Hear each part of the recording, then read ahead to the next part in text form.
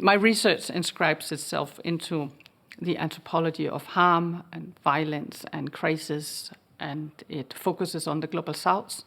especially in Asia. And in my research,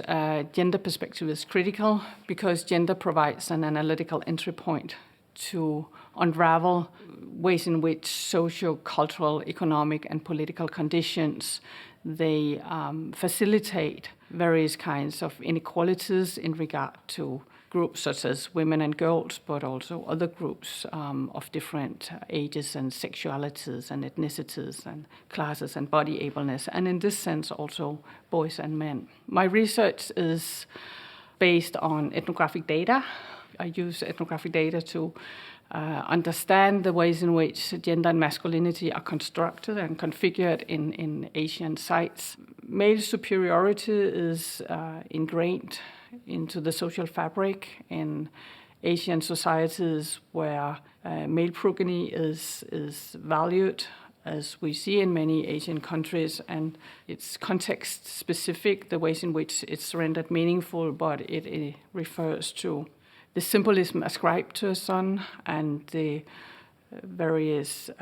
essentializing qualities he is assumed to embody. It provides a platform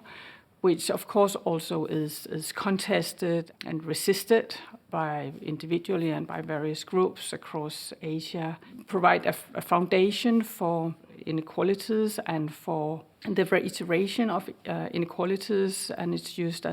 by people to justify various types of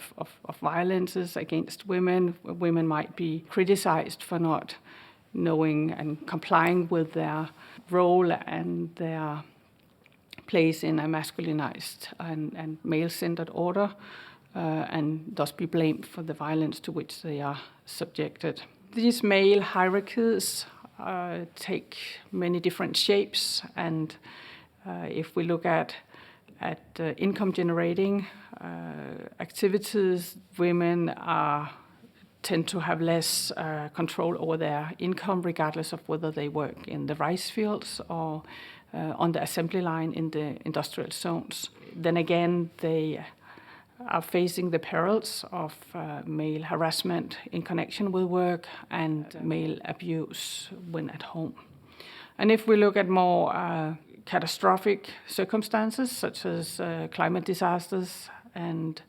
for instance, typhoons, then women and girls and other vulnerable groups, they tend to be rendered more precarious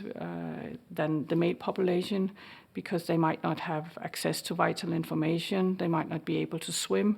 and they might be subjected to male violence, and that violence might be perpetrated by men in uniform who were supposed to guarantee the safety and protect a traumatized population in the aftermath of a catastrophe.